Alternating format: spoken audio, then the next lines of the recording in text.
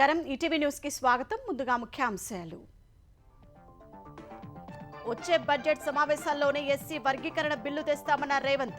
కులగణనకు చట్టబద్ధత కల్పిస్తామని రాహుల్తో భేటీ తర్వాత వెల్లడి.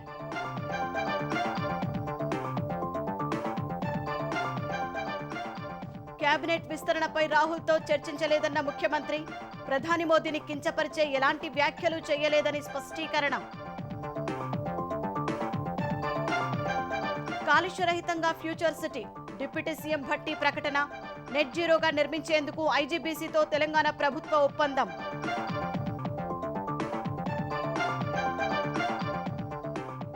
ఏపీ పట్టణాల్లో 85 లక్షల టన్నుల చెత్త తొలగింపునకు కార్యాచరణ. గాంధీ జయంతి నాటికి పూర్తి చేయాలని చంద్రబాబు ఆదేశాలు.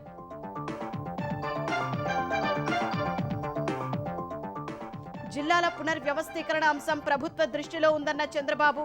ప్రజల మనోభావాల మేరకు నిర్ణయం తీసుకుంటామని వ్యాఖ్య.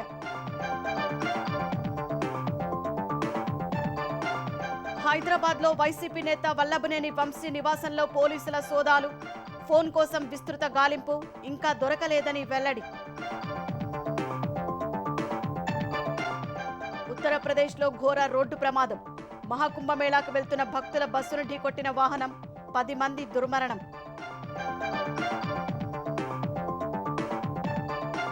అక్రమ వలసదారులతో అమెరికా నుంచి భారత్కు బయలుదేరిన మరో విమానం. 119 మందితో ఈ రాత్రికి అమృత్సర్ చేరుకునే అవకాశం.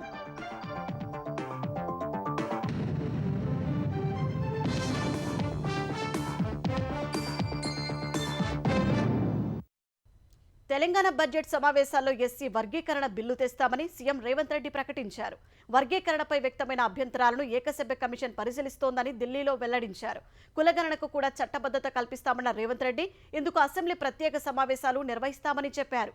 కులగణన విషయంలో విపక్షాల విమర్శలను కొట్టిపారేసిన సీఎం కమిషన్ లేదా కమిటీని ఏర్పాటు చేసి వారు ఇచ్చే నివేదికను చట్టరూపంలోకి తీసుకొస్తామని తెలిపారు.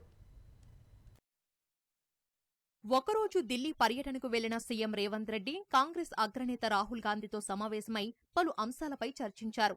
తెలంగాణలో చేపట్టిన కులగణన, ఎస్సీ వర్గీకరణ ప్రక్రియను వివరించిన సీఎం ఈ అంశాలపై నిర్వహించే బహిరంగ సభల్లో ఒకదానికి హాజరు కావాలని రాహుల్ గాంధీని ఆహ్వానించినట్లు తర్వాత మీడియా ఇష్టాగోష్ఠిలో వెల్లడించారు. ఎస్సీ ఉపకులాల వర్గీకరణపై ఏకసభ్య కమిషన్ అధ్యయనం చేస్తుందన్న సీఎం కమిషన్ నివేదికను యథాతథంగా అమలు చేస్తామని చెప్పారు. ఎస్సీ కులాల నుంచి వచ్చిన అభ్యంతరాలపై అధ్యయనానికి కమిషన్ గడువు పెంచామన్నారు. వచ్చే బడ్జెట్ సమావేశాల్లో ఎస్సీ వర్గీకరణ బిల్లు తెస్తామని ప్రకటించారు. కులగణన అమలుకు కమిటీ లేదా కమిషన్ ఏర్పాటు చేస్తామన్న రేవంత్ రెడ్డి వారు ఇచ్చే నివేదికను చట్టరూపంలోకి తెస్తామన్నారు. ఇందుకు అసెంబ్లీ ప్రత్యేక సమావేశాలు నిర్వహిస్తామని వెల్లడించారు. ఇప్పటివరకు దేశంలో ఏ రాష్ట్రమూ కులగణన చెయ్యలేదని చెప్పిన సీఎం తెలంగాణ కులగణన దేశానికి రోడ్ మ్యాప్ గా అభివర్ణించారు. కులగణన, ఎస్సీ వర్గీకరణలో రాజకీయ జోక్యం లేదని స్పష్టం చేశారు. ఇదే సమయంలో ప్రధాని మోదీపై తన వ్యాఖ్యల పట్ల బీజేపీ నేతల విమర్శలను రేవంత్ రెడ్డి కొట్టిపారేశారు. ప్రధాని మోదీని కించపరిచేలా ఎలాంటి వ్యాఖ్యలు చెయ్యలేదని, పుట్టుకతో బీసీ కాదని మాత్రమే అన్నట్లు వివరించారు. మోదీ పుట్టుకతో బీసీ కాదు కాబట్టే బీసీల పట్ల చిత్తశుద్ధి లేదని అన్నానన్న రేవంత్ రెడ్డి తన వ్యాఖ్యలను కిషన్ రెడ్డి, బండి సంజయ్ వక్రీకరించారని మండిపడ్డారు. మోదీకి చిత్తశుద్ధి ఉంటే జనగణనలో కులగణన కూడా చెయ్యాలని డిమాండ్ చేశారు. తెలంగాణ కులగణన అంశంలో విమర్శలు వస్తున్న నేపథ్యంలో మార్చి 1 వరకు అవకాశమిచ్చినట్లు చెప్పారు. కులగణనకు చట్టబద్ధత విషయంలో కాంగ్రెస్ చిత్తశుద్ధితో ఉందన్న రేవంత్ రెడ్డి అందుకు బీజేపీ సిద్ధంగా ఉందా అని ప్రశ్నించారు. మంత్రివర్గ విస్తరణపై రాహుల్ గాంధీతో చర్చించలేదని వెల్లడించారు. ఫిరాయింపు ఎమ్మెల్యేలపై కోర్టు ఉత్తర్వుల ప్రకారం నడుచుకుంటామని పేర్కొన్నారు. ఈ విషయంలో కేటీఆర్ వైఖరిని తప్పుపట్టిన రేవంత్ రెడ్డి కోర్టులు చేసే పనిని ఆయనే చెయ్యాలనుకుంటున్నారని ఎద్దేవా చేశారు. ఉప ఎన్నికలు వస్తాయో రావో కూడా కేటీఆరే చెప్పేస్తున్నారని వ్యాఖ్యానించారు. గతంలో సబితా ఇంద్రారెడ్డి, తలసాని శ్రీనివాస్ యాదవ్ ఏ పార్టీ బీఫామ్ల మీద గెలిచారో చెప్పాలన్న ఆయన ఎవరి మంత్రివర్గంలో పనిచేశారో కూడా వివరించాలన్నారు. రాహుల్ గాంధీ చెప్పిన పనిని తూచా తప్పకుండా అమలు చేస్తున్నానన్న రేవంత్ రెడ్డి ఎన్నికల్లో ఇచ్చిన ప్రతి హామీని నెరవేర్చాల్సిన బాధ్యత తనపైనే ఉందన్నారు. రైతు బంధును ప్రతి ఎకరాకు ఇస్తామన్న సీఎం దశల వారీగా అందరికీ ఇస్తామని తెలిపారు. రియల్ ఎస్టేట్ వెంచర్లు, భూములు బదలాయించినా రోడ్ల కిందకు పోయిన వాటికి ఇవ్వబోమని పునరుద్ఘాటించారు. వాటిపై అధికారులు పూర్తి వివరాలు సేకరిస్తున్నారన్న సీఎం తర్వాత రైతు బంధును ఇచ్చి తీరుతామని పేర్కొన్నారు. కాంగ్రెస్ ప్రభుత్వంపై ఏడాదిలోనే తీవ్ర వ్యతిరేకత వచ్చిందని కేంద్ర మంత్రి బీజేపీ తెలంగాణ అధ్యక్షుడు కిషన్ రెడ్డి విమర్శించారు. నల్గొండలో ఎమ్మెల్సీ ఎన్నికల సన్నాహక సమావేశంలో ఆయన పాల్గొన్నారు. అమలు చేసే స్తోమత లేకుండా 6 గ్యారంటీలపై ఎందుకు హామీ ఇచ్చారని సీఎం రేవంత్ రెడ్డిని కిషన్ రెడ్డి ప్రశ్నించారు. 3 ఎమ్మెల్సీ స్థానాల్లో బీజేపీ అభ్యర్థులు గెలవబోతున్నారని ధీమా వ్యక్తం చేశారు. ప్రధాని మోదీని ఉద్దేశించి రేవంత్ చేసిన వ్యాఖ్యలపై కిషన్ రెడ్డి మండిపడ్డారు. మీ కాంగ్రెస్ పార్టీ ముఖ్యమంత్రి ఉన్నప్పుడే నరేంద్ర మోడీ గారికి సంబంధించినటువంటి ఏదైతే సామాజిక వర్గం ఉందో ఆ సామాజిక వర్గాన్ని బీసీలో చేర్చారు. ఒక్క గుజరాత్లో చేర్చలే, దేశవ్యాప్తంగా ఉన్నటువంటి వాళ్ళందరినీ కూడా కేంద్ర ప్రభుత్వం తర్వాత చేర్చింది కాంగ్రెస్ పార్టీ ప్రభుత్వం. గౌడ్స్ క్యాస్ట్ కావచ్చు, మున్నూరు కాపు కావచ్చు, ఇవన్నీ కూడా 1970 తర్వాతనే కదా. వీళ్ళందరూ కూడా కన్వర్టెడ్ బీసీ అంటాడా? వీళ్ళందరూ కూడా బీసీలు కాదంటాడా రేవంత్ రెడ్డి? ఇంత ఇర్రెస్పాన్సిబుల్గా మాట్లాడతాడా? ఎస్ఎల్బీసీ, డిండి, పాలమూరు రంగారెడ్డి ఎత్తిపోతల పథకాలను వేగంగా పూర్తి చేసేందుకు నిర్దిష్ట గడువు విధించాలని తెలంగాణ నీటిపారుదల శాఖ మంత్రి ఉత్తమ్ కుమార్ రెడ్డి ఆదేశించారు. నిర్దేశిత పనిలో అలసత్వం వహిస్తే సహించేది లేదన్నారు. ఆయా ప్రాజెక్టుల పురోగతిపై సమీక్షించిన మంత్రి ఎస్ఎల్బీసీ పనులు చేస్తున్న సంస్థ ప్రతినిధి తీరుపై ఆగ్రహం వ్యక్తం చేసినట్లు తెలిసింది. ఈ పనులు ఆలస్యమవుతున్నా సరిగ్గా స్పందించని ఇంజనీర్లపై అసంతృప్తి వ్యక్తం చేసినట్టు తెలుస్తోంది. తక్కువ ఖర్చుతో గరిష్ట ఆయకట్టు అందించేందుకు ప్రభుత్వం కట్టుబడి ఉందని మంత్రి అలాంటి ప్రాజెక్టులకే ప్రాధాన్యం ఇవ్వాలని అధికారులకు స్పష్టం చేశారు. రైతుల నీటిని సమర్థంగా వాడుకునే దిశలో డ్రిప్, స్ప్రింక్లర్ల వంటి మైక్రో ఇరిగేషన్ విధానాలను విస్తృతంగా ప్రోత్సహించాలని సూచించారు. ఈ నెల 18, 19వ తేదీల్లో రాజస్థాన్లో జరిగే నీటిపారుదల శాఖ మంత్రుల సమావేశం రాష్ట్ర ప్రాజెక్టులకు కేంద్ర సాయం పొందడానికి కీలకం కానుందన్నారు. ఆ భేటీలో తెలంగాణ నీటిపారుదల వ్యూహాన్ని సమర్థంగా వివరించేందుకు సిద్ధం కావాలని అధికారులకు సూచించారు. ఆంధ్రప్రదేశ్లోని పట్టణాల్లో పేరుకుపోయిన 85 లక్షల మెట్రిక్ టన్నుల చెత్తను గాంధీ జయంతి నాటికి తొలగించే బాధ్యతను పురపాలక శాఖకు అప్పగిస్తున్నట్లు సీఎం చంద్రబాబు తెలిపారు. చెత్త నుంచి సంపద సృష్టించేందుకు కృషి చేస్తున్నామన్న ఆయన ఏపీని స్వచ్ఛాంధ్రగా మార్చాలన్న తన సంకల్పానికి ప్రజలంతా సహకరించాలన్నారు. జిల్లాల పునర్వ్యవస్థీకరణ అంశం తమ దృష్టిలో ఉందన్న చంద్రబాబు ప్రజల మనోభావాలకు అనుగుణంగా నిర్ణయం తీసుకుంటామని స్పష్టం చేశారు. ప్రతి నెల 3వ శనివారం నిర్వహిస్తున్న స్వర్ణాంధ్ర స్వచ్ఛాంధ్ర కార్యక్రమంలో భాగంగా నెల్లూరు జిల్లా కందుకూరులో ముఖ్యమంత్రి చంద్రబాబు పర్యటించారు. మెటీరియల్ రికవరీ ఫెసిలిటీ సెంటర్ను ప్రారంభించిన సీఎం స్వచ్ఛాంధ్ర లక్ష్యంలో భాగంగా వివిధ కార్యక్రమాలు నిర్వహిస్తున్న స్వచ్ఛంద సంస్థలు, సర్పంచ్లు, విద్యార్థులను అభినందించి జ్ఞాపికలు అందజేశారు. పరిసరాలను పరిశుభ్రంగా ఉంచుతామని ప్రజలతో ప్రతిజ్ఞ చేయించారు. గత ప్రభుత్వం నిర్లక్ష్యం కారణంగా మున్సిపాలిటీల్లో పేరుకుపోయిన చెత్తను రీసైక్లింగ్ చేసి ఎరువుగా మారుస్తున్నామన్న చంద్రబాబు చెత్త నుంచి సంపద సృష్టించే ప్రయత్నం చేస్తున్నట్లు వివరించారు. టౌన్స్ లో 85 లక్షల మెట్రిక్ టన్నులు చెత్త పేరకపోయింది. దీంట్లో దగ్గర 36 లక్షల మెట్రిక్ టన్నులు ఇప్పటికే తీయగలిగాం. నారాయణ గారికి ఒకటే టార్గెట్ ఇచ్చాను. ఎట్టి పరిస్థితుల్లో అక్టోబర్ 2వ తారీఖున గాంధీ జయంతి రోజున 100% ఏ టౌన్లో కూడా చెత్త లేకుండా లెగసీ చెత్త తీసే బాధ్యత మున్సిపల్ అడ్మినిస్ట్రేషన్కి అప్పచెప్పాను. ఆ రోజు మేము చెత్త ప్రభుత్వాన్ని విమర్శించాం, కానీ 85 లక్షల మెట్రిక్ టన్నులు చెత్త పేరకపోయే పరిస్థితి వచ్చింది. చెత్త మీద పన్నేశారు. అదే చెత్తను సంపదగా చేసుకుని ఆదాయాన్ని సంపాదించే మార్గానికి దోహదం చేసే పరిస్థితికి వచ్చాం. పేదరిక నిర్మూలన తన జీవిత ఆశయమన్న చంద్రబాబు ఇబ్బందుల్లో ఉన్నవారికి అండగా ఉండాలనే ఉద్దేశంతో ప్రతి నెల పేదల సేవలో ప్రభుత్వం కార్యక్రమానికి శ్రీకారం చుట్టినట్లు వివరించారు. గత ప్రభుత్వం 10 లక్షల కోట్లు అప్పులు చేసి వెళ్లిపోయిందన్న సీఎం వాటిని తీర్చేందుకు ఇబ్బందులు పడుతున్నామన్నారు. 8 నెలలుగా ఎప్పుడూ జరగని అభివృద్ధి కార్యక్రమాలకు శ్రీకారం చుట్టాను. మొత్తం చేసేయాలనే సంకల్పం ఉంది, పరిగెత్తాలని ఉంది, కానీ గల్లా పెట్టి మాత్రం సహకరించడం లేదు. కానీ పర్వాలేదు, నాకు నమ్మకం ఉంది. ఆ ఇబ్బందిని అధిగమించే శక్తి నాకుందనేది నా అభిప్రాయం. జీరో పావర్టీ నా జీవితాశయం. పేదరికం లేని సమాజాన్ని చూడాలనేది ఎన్టీఆర్ కళ. దాన్ని సాధించడానికి నేను మీకు అండగా ఉంటానని మరొక్కసారి మీకు తెలియజేస్తున్నా. అందుకే ఈ సంవత్సరం P4 అనే పాలసీ తీసుకొచ్చి మీ ఆదాయాన్ని పెంచే విధానానికి, పేదలకు అండగా ఉండే విధానానికి శ్రీకారం చుడుతున్నాం. మహిళలపై అఘాయిత్యాలు పెరిగిపోయాయన్న చంద్రబాబు నేరస్తుల గుండెల్లో రైళ్లు పరిగెత్తిస్తామని, ఆడబిడ్డల జోలికి వస్తే ఉక్కుపాదం మోపుతామని హెచ్చరించారు. గంజాయి, డ్రగ్స్ విషయంలోనూ కఠిన చర్యలు తప్పవని స్పష్టం చేశారు. గన్నవరం టీడీపీ కార్యాలయంపై దాడి కేసులో ఫిర్యాదును ఉపసంహరించుకునేలా సత్యవర్ధన్ను కిడ్నాప్ చేసి బెదిరించిన కేసు దర్యాప్తును పోలీసులు వేగవంతం చేశారు. ఈ కేసులో ఇప్పటికే అరెస్టైన వైసీపీ మాజీ ఎమ్మెల్యే వల్లభనేని వంశీకి చెందిన హైదరాబాద్ నివాసంలో సోదాలు నిర్వహించారు. వంశీ మొబైల్లో కీలక ఆధారాలు ఉన్నాయని భావిస్తున్న పోలీసులు రాయదుర్గంలోని మైహోం భుజలో సోదాలు నిర్వహించారు. దాదాపు 2 గంటల పాటు సోదాలు చేసినప్పటికీ ఫోన్ లభించకపోవడంతో ఏపీ పోలీసులు వెనుదిరిగారు.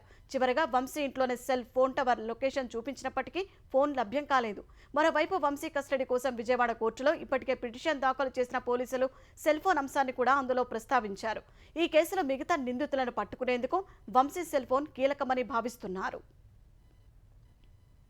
దళిత యువకుడిని కిడ్నాప్ చేసినందుకే వైసీపీ నేత వంశీ జైలుకెళ్లారని ఆంధ్రప్రదేశ్ విద్యాశాఖ మంత్రి నారా లోకేష్ అన్నారు. ఈ కేసులో అన్ని వాస్తవాలు త్వరలోనే తెలుస్తాయన్న ఆయన వల్లభనేని వంశీపై చట్టపరంగా చర్యలు తీసుకుంటామని తెలిపారు. తప్పు చేసిన వైసీపీ నేతలను చట్టపరంగా శిక్షిస్తామని స్పష్టం చేశారు. 2019-24 మధ్య కొనసాగిన అరాచక పాలనను అందరూ చూశారన్న లోకేష్ ప్రజా సమస్యలపై పోరాడిన తమపై అక్రమ కేసులు పెట్టారని ధ్వజమెత్తారు. వైసీపీ అక్రమాలను నిలదీస్తే తమ పార్టీ కార్యాలయంపై దాడి చేశారని మండిపడ్డారు. ఏ అధికారులు వైకాపా నాయకులైతే చట్టాన్ని ఉల్లంఘించి ప్రజల్ని తెలుగుదేశం పార్టీ కార్యకర్తలు ఇబ్బంది పెట్టారో న్యాయపరంగా వాళ్ళపైన చర్యలు తీసుకుంటా వాళ్ళని వదిలిపెట్టనని ఆనాడు హామీ ఇస్తాం జరిగింది. మొన్న కావాలని ఒక దళితుడిని కిడ్నాప్ చేసి కేసు విత్డ్రా చేయించారు ఇక్కడున్న మాజీ శాసనసభ్యుడు. ఆ కిడ్నాప్ వల్లనే ఈరోజు ఆయన జైలుకి వెళ్ళే పరిస్థితి. అన్ని వాస్తవాలు బయటకు వస్తే న్యాయబద్ధంగా అన్ని చర్యలు మేము తీసుకుంటాం. రుషికొండ ప్యాలెస్ నిర్మాణ కాంట్రాక్టర్కు బిల్లుల చెల్లింపుల వ్యవహారంపై ఏపీ ఆర్థిక మంత్రి పయ్యావుల కేశవ్ ఆగ్రహం వ్యక్తం చేశారు. రుషికొండ ప్యాలెస్ కాంట్రాక్టర్కు ఎందుకు బిల్లులు చెల్లించారంటూ ఆర్థిక శాఖ ఉన్నతాధికారులపై ఆయన మండిపడ్డారు. ఈ అంశంపై వివరణ ఇవ్వాలని ఆదేశించారు. అయితే రుషికొండ ప్యాలెస్ నిర్మాణ పనుల బిల్లులు చెల్లించలేదని, అదే సంస్థ చేసిన వేరే పనులకు బిల్లులు చెల్లించినట్టు అధికారులు వివరించారు. వేరే బిల్లులైనా సరే ఆ కాంట్రాక్టర్కు ఎందుకు చెల్లింపులు జరపాల్సి వచ్చిందని మంత్రి పయ్యావుల అసంతృప్తి వ్యక్తం చేశారు. ఓసారి చెప్పినా వినకుంటే ఎలాగని అసహనం వ్యక్తం చేశారు. అసలు ఆ కాంట్రాక్టర్కు జరిపిన చెల్లింపులు ఏ పనులకు బిల్లులు చెల్లించారో నివేదిక ఇవ్వాలని మంత్రి పయ్యావుల అధికారులను ఆదేశించారు. ఇకపై ఆ కాంట్రాక్టర్ చేపట్టిన ఎలాంటి పనులకైనా బిల్లులు చెల్లించరాదని స్పష్టం చేశారు. సీఎం లేదా తన దృష్టికి తేకుండా బిల్లులు చెల్లిస్తే తీవ్ర పరిణామాలు తప్పవని ఆర్థిక మంత్రి తేల్చి చెప్పారు. ఉత్తరప్రదేశ్లో మీర్జాపూర్ ప్రయాగ్రాజ్ జాతీయ రహదారిపై జరిగిన ఘోర రోడ్డు ప్రమాదంలో 10 మంది దుర్మరణం పాలయ్యారు.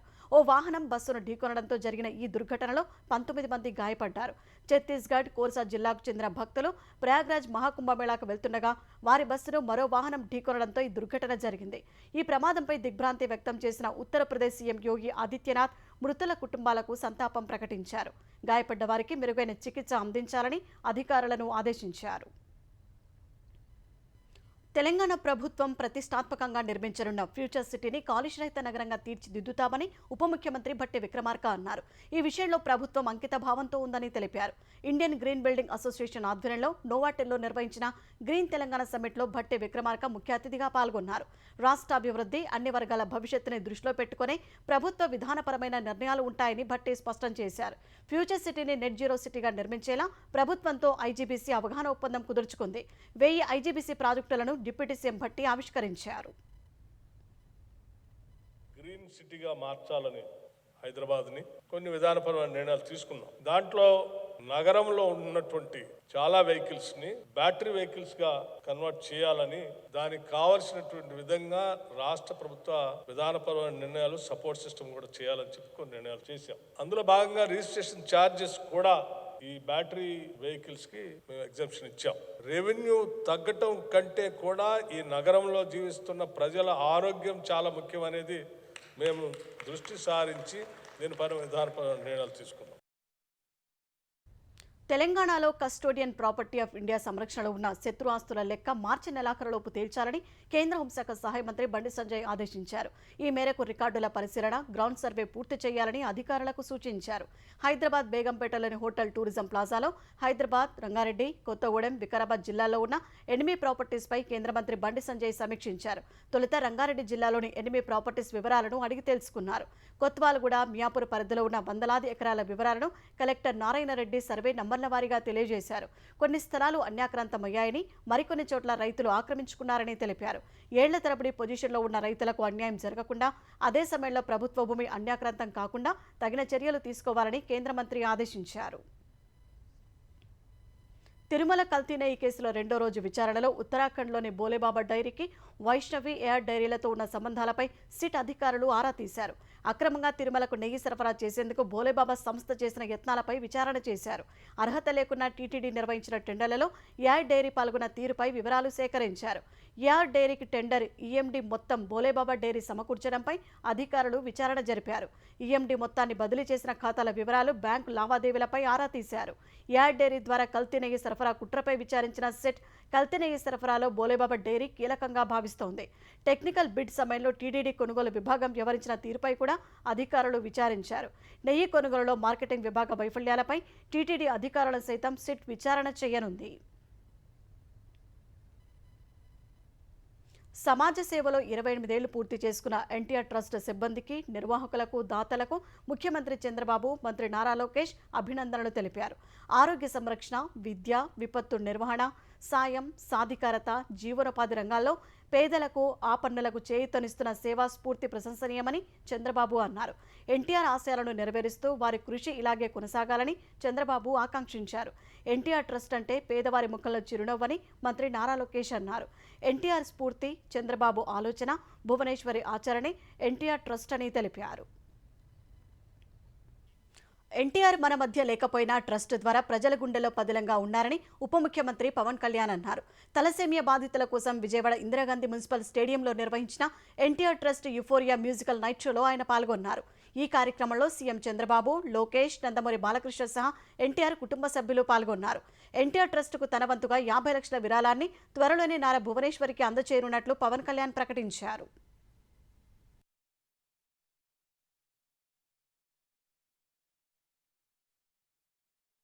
ఎన్టీ రామారావు గారు మన మధ్య లేకపోయినా గానీ ట్రస్ట్ ద్వారా మన గుండెల్లో ఆయన సజీవంగా ఉన్నారు. సహాయం పొందిన ప్రతి ఒక్కరు కూడా ఆయన పేరుని మననం చేసుకొని ఆయన ఒక అమరజీవిగా మనందరి గుండెల్లో నిలిచిపోయారు. ఒక ట్రస్ట్, ఒక మంచి పని ప్రారంభించడం, దానిని కొనసాగించడం చాలా కష్టమైన పని. అలాంటిది 28 సంవత్సరాలు పూర్తి చేసుకొని ప్రత్యేకించి ఈ రోజున తలసీమియా పేషెంట్స్ కోసం ఈ రోజున ఈ కార్యక్రమాన్ని డెడికేట్ చేయడం మనస్ఫూర్తిగా చాలా గొప్ప విషయం అది.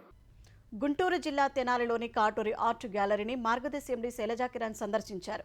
శిల్పశాలలో తయారవుతున్న 2 ఏళ్ల క్రితం మరణించిన తన తండ్రి సుందరనాయుడు విగ్రహం తుది రూపును పరిశీలించారు. విగ్రహంలో కొన్ని మార్పులు చేర్పులు సూచించారు. ఆర్ట్ గ్యాలరీలోని విగ్రహాలను తిలకించారు. అనంతరం వార్త శృంగ పేరుతో కాటూరి శిల్పులు రూపొందించిన ఆధునిక తరహా శిల్పాన్ని శైలజా కిరణ్ ఆవిష్కరించారు. సంప్రదాయాన్ని కొనసాగిస్తూ ఆధునిక ఆలోచనలతో విగ్రహాలు, శిల్పాలు రూపొందిస్తున్న కాటూరి కుటుంబ సభ్యులను ఆమె అభినందించారు. అండ్ గ్యాలరీ అంతా చూశాను. చాలా మెటల్ వర్క్స్ అద్భుతంగా ఉంది. మన ఇంటర్నేషనల్గా కూడా చాలా చూశాను నేను. ఏమాత్రం తీసిపోదు కదా, ఇంకా అద్భుతంగా చేశారు. సైజు ఇంత సైజెస్ మెటల్ వర్క్స్ నేను చూడటం యాక్చువల్లీ అరుదే. యూరప్ అంతా కూడా ఉంటాయి కానీ ఇంత సైజెస్లో లేదండి. సో అది ఘనమైన ప్రజెంటేషన్ వాళ్ళు ఇవాళ చేసింది. తెనాలికి ఇది definitely it's like a gem. అమెరికాలో అక్రమంగా ఉంటున్న భారతీయులతో కూడిన రెండో విమానం ఈ రాత్రికి అమృత్సర్ రానుంది. ఈసారి 119 మందితో వస్తున్న విమానం రాత్రి 10 గంటలకు అమృత్సర్ విమానాశ్రయానికి చేరుకుంటుందని అధికారులు తెలిపారు. ఇందులో 67 మంది పంజాబ్కు చెందినవారు కాగా 33 మంది హర్యానా, 8 మంది గుజరాత్, 3 ఉత్తరప్రదేశ్, గోవా, మహారాష్ట్ర, రాజస్థాన్లకు చెందినవారు 2 చొప్పున ఉన్నారు. హిమాచల్ ప్రదేశ్, జమ్మూ కాశ్మీర్ నుంచి ఒక్కొక్కరు ఉన్నట్టు అధికారులు తెలిపారు. అక్రమ వలసదారులతో వచ్చే మూడో విమానం రేపు భారత్కు రానుందని తెలుస్తోంది. ఈ నెల 5న 104 మంది అక్రమ వలసదారులతో కూడిన అమెరికా విమానం అమృత్సర్ వచ్చింది. సరైన సమయంలో జమ్మూ కాశ్మీర్కు కేంద్ర ప్రభుత్వం రాష్ట్ర హోదా కల్పిస్తుందని కేంద్ర మంత్రి కిరణ్ రిజిజు స్పష్టం చేశారు. ఇదే విషయాన్ని ప్రధాని నరేంద్ర మోదీ, కేంద్ర మంత్రి అమిత్ షా ఇప్పటికే చెప్పారని ఆయన గుర్తు చేశారు. శ్రీనగర్లో పర్యటించిన రిజిజు ఎప్పుడు జమ్మూ కాశ్మీర్కు రాష్ట్ర హోదా కల్పిస్తారో చెప్పేందుకు నిరాకరించారు. జమ్మూ కాశ్మీర్ లెఫ్టినెంట్ గవర్నర్కు ఎన్నికైన ముఖ్యమంత్రికి అధికారాలు, విధులు స్పష్టంగానే నిర్వచించి ఉన్నాయని చెప్పారు. ఈ విషయంలో తాను మాట్లాడబోనని రిజిజు తెలిపారు. ప్రస్తుతం జమ్మూ కాశ్మీర్ కేంద్రపాలిత ప్రాంతంగా ఉందన్న ఆయన పరిపాలనా అధిపతిగా లెఫ్టినెంట్ గవర్నర్ ఉన్నారని చెప్పారు. అదే సమయంలో ఇటీవల ఎన్నికైన ప్రభుత్వం కూడా ఉందన్నారు. వక్ఫ్ బిల్లు విషయంలో ఎన్డీఏ భాగస్వామ్య పార్టీల అధినేతలైన ఆంధ్రప్రదేశ్ ముఖ్యమంత్రి చంద్రబాబు, బీహార్ సీఎం నితీష్ కుమార్ల అభిప్రాయాలను పరిగణలోకి తీసుకున్నామని చెప్పారు. నూతన సాంకేతికతను పరిశ్రమల్లో ఉపయోగించి దేశ యువతకు మరిన్ని ఉద్యోగాలు కల్పించడంలో మోదీ సర్కారు విఫలమైందని కాంగ్రెస్ అగ్రనేత రాహుల్ గాంధీ విమర్శించారు. భారత్కు ఇంత విజ్ఞానం ఉన్నప్పుడు అది ఉత్పాదకత పెంపులో బలమైన పునాదిగా మార్చాలని సూచించారు. ఉత్తమాటలు కాకుండా కొత్త సాంకేతికతతో యువతకు భారీ స్థాయిలో ఉద్యోగాలను కల్పించాలని సామాజిక మాధ్యమం ఎక్స్లో పేర్కొన్నారు. చైనా ఉత్పత్తి చేసిన డ్రోన్లు ప్రపంచవ్యాప్తంగా యుద్ధ తంత్రాన్ని విప్లవాత్మకంగా మార్చేశాయని రాహుల్ గాంధీ పేర్కొన్నారు. డ్రోన్లు అంటే కేవలం ఒక సాంకేతికత మాత్రమే కాదని అది బలమైన పారిశ్రామిక వ్యవస్థకు దారితీసే లోతైన ఆవిష్కరణ అని పేర్కొన్నారు. దురదృష్టవశాత్తు ఈ అవకాశాన్ని అందిపుచ్చుకోవడంలో ప్రధాని మోదీ విఫలమయ్యారని విమర్శించారు. భారత్ పోటీదారులు కొత్త టెక్నాలజీని ప్రోత్సహిస్తుంటే ప్రధాని మోదీ టెలిప్రాంప్టర్లు చూస్తూ ఏఐపై ప్రసంగాలు ఇస్తున్నారని రాహుల్ గాంధీ విమర్శించారు.